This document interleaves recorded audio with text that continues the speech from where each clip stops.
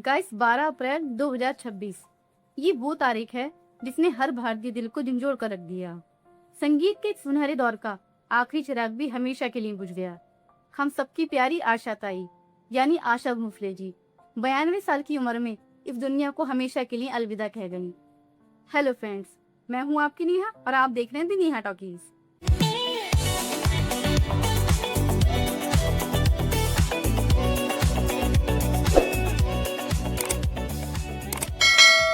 मंगेशकर परिवार की वो आवाज जिसने हमें हंसाया, रुलाया और हमें झूमने पर मजबूर किया, वो आवाज अब हमेशा के लिए खामोश हो चुकी है।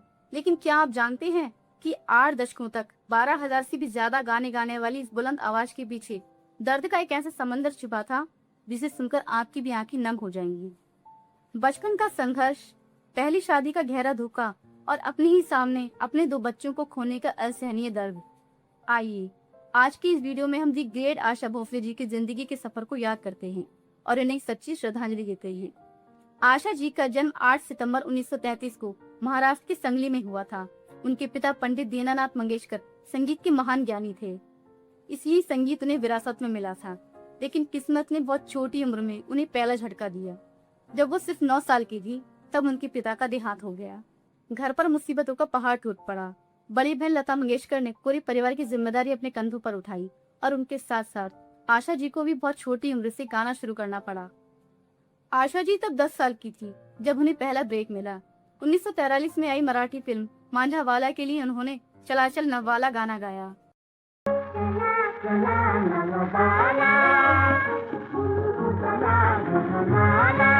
पूरे 1948 में फिल्म चुनरिया के लिए सावन आया रे नाम से पहला गाना गाया। इसके बाद उन्होंने कभी पीछे मुड़कर नहीं देखा। इंटरनेट पर अक्सर अफवाहें उड़ती हैं कि आशा जी ने 4 या 5 शादियां की थी, लेकिन ये बिल्कुल गलत है। उनकी सिर्फ 2 शादियां हुई थी, लेकिन पहली शादी उनके लिए एक खौफनाक ख्वाब बन गई थी। आशा जी सिर्फ 16 साल की थी जब उन्हें लता जी के सेक्रेटरी 31 साल के गणपत राव भोसले से प्यार हो गया।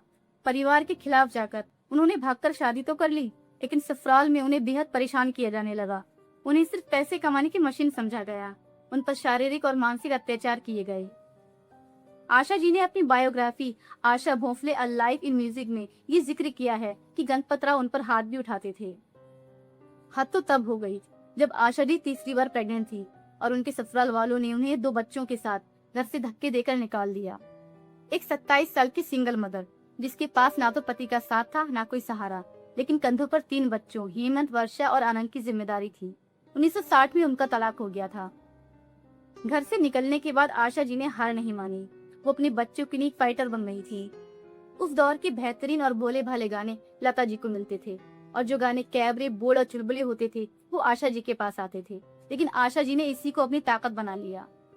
म्यूजिक डायरेक्टर ओपी नैयर और फिर आर.डी. बर्मन यानी हमारे प्यारे पंचम दा के साथ मिलकर आशा जी ने संगीत का चेहरा बदल दिया।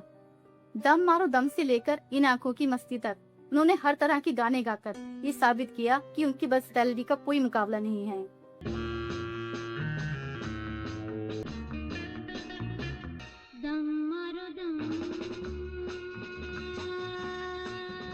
इन आँखों की मस्ती के मस्ताने हजारों हैं। वो बॉलीवुड की पहली पॉप स्टार बन गई और बैक टू बैक सुपरहिट गाने देकर उन्होंने कामयाबी के आसमान को छू लिया। संगीत के इस सफर में आशा जी की मुलाकात आर.डी. वर्मा से हुई, जो उनसे उम्र में 6 साल छोटे थे। संगीत के लिए दोनों का पागलपन एक जैसा था। दुनिया में लोगों को धोखा कभी हो जाता है, आंखों ही आंखों में यारों का दिल खो जाता है। दोनों की पहली मुलाकात 1986 में फिल्म तीसरी मंजिल के दौरान हुई। आशा जी ने आर.डी. बर्मन के लिए कई सारे गाने गाए और देखते ही देखते ये दोस्ती प्यार में बदल गई। हालांकि आर.डी. बर्मन की मां को ये रिश्ता नहीं पसंद नहीं था, क्योंकि आशा जी आर.डी. बर्मन से 6 साल बड़ी थी और 3 बच्चों की मां थी। आखिरकार 1980 में दोनों ने शादी कर ली और ये आशा जी की जिंदगी का सबसे सुनहरा और खूबसूरत दौर था। लेकिन किस्मत को उनकी ये खुशी ज्यादा दिन मंजूर न थी। 4 जून 1994 को पंचम दा का हार्ट अटैक की वजह से निधन हो गया और आशा जी एक बार फिर अकेली हो गई। आप लोगों के लिए एक बहुत बड़ा म्यूजिक डायरेक्टर गया है, मेरे लिए मेरा पति गया है। दुनिया हर चीज भूल जाती है, मेरे लिए भूलना बहुत मुश्किल है, क्योंकि इसके बाद मोनिका बोल के कोई भी गाने वाला नहीं मेरे साथ। बस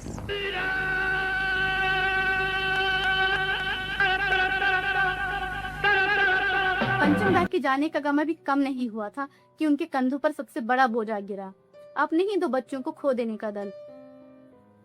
साल 2012 में उनकी बेटी वर्षा भोसले, जो बहुत लंबे समय से डिप्रेशन से लड़ रही थी, उन्होंने सुसाइड कर लिया। बेटी का इस तरह से जाना आशा जी को अंदर से तोड़ गया। वो इस दर्द से संभल भी नहीं पाई थी कि ठीक 3 साल बाद यानी 2015 में बड़े बेटे हेमंत भोसले का भी कैंसर की वजह से देहांत हो गया।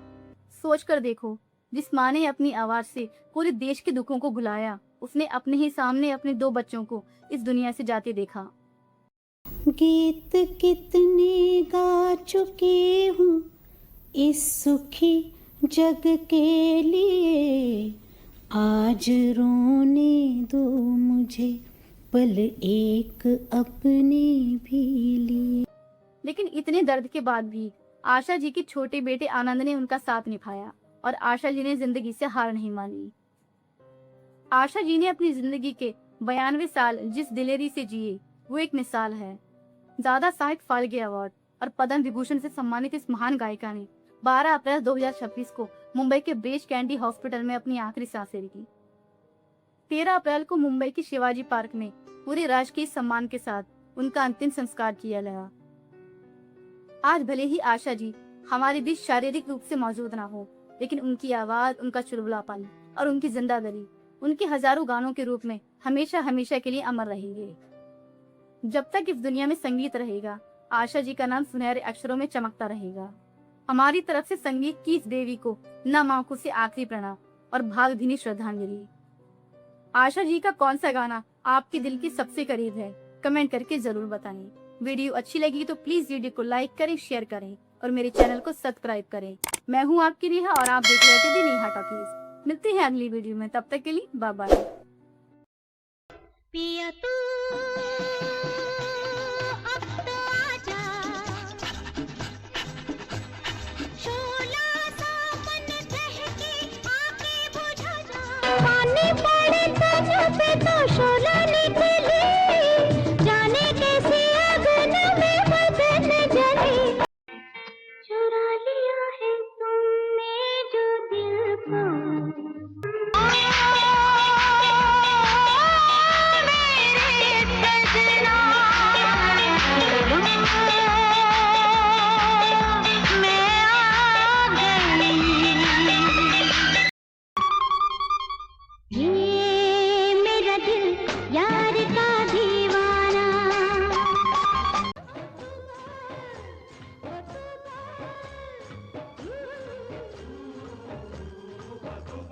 कर दे।